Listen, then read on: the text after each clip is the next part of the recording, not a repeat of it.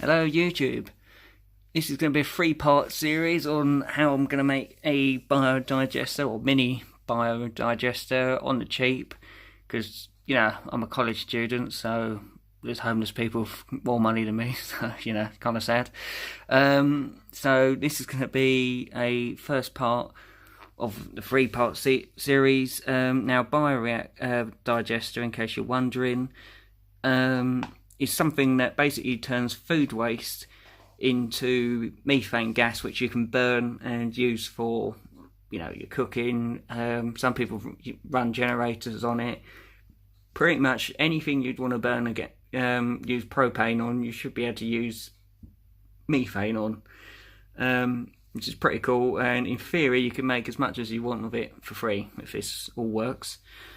Now, methane gas, as you can probably imagine, is highly explosive. You don't really want to mess around with it, so I'm going to do a few tests just to make sure everything's running properly. And because in this setup, if it was to explode, it basically would cover me in food waste, and my flat, and just get covered in crap, and it'd be really disgusting, so it'd bring a new meaning to the word dirty bomb, and nobody wants that. So what I've done is I've used baker's yeast instead of the bacteria and food waste, so that if it does explode, I've just got water and yeast everywhere. It's not really much of a biohazard, and it's not flammable, so it shouldn't explode in the first place. I'm just literally using this as a test to make sure all my lines work properly, everything's airtight.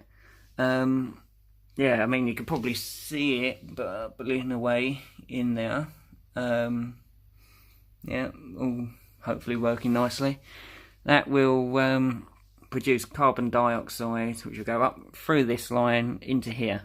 Now, once I've tested it all works properly, I'll obviously replace this with the bacteria and food waste, which will produce the methane gas that will come in here, fill this bottle, which will gradually lift up out of the water as it fills with more gas.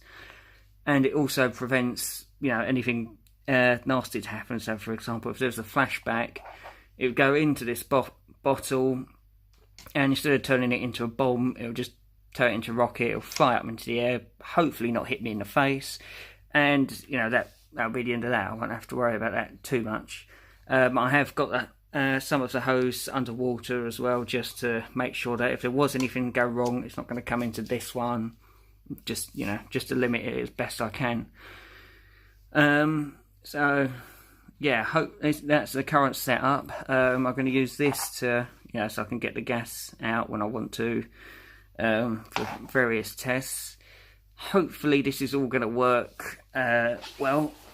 If you guys are interested in how it works, or what to feed it, or how to build one of these yourself, like I said, stay tuned, and I'll show you how I've done it. Hopefully it'll work, and I'll go more into depth of how to make sure everything's sealed, and a few safety tips. I'm not an expert at all, so I'm most of this I'm pretty much making it up as I go along, so please don't think I am, because I really am not.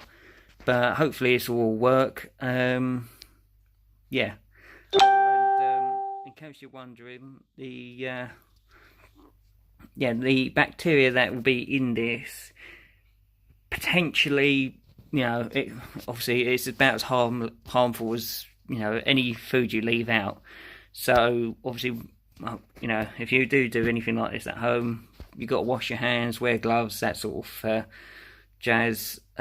Make sure to spray the bottle outside of the bottles with disinfectant just down there, so there's no contamination. I've poured fairy liquid in this water, which I think I should have to put some more in there actually, just so that if there's anything, bacteria that come out, it's probably not going to be too bad, but you don't want obviously to eat it, because I'll get it on your hands, because it is mega gross.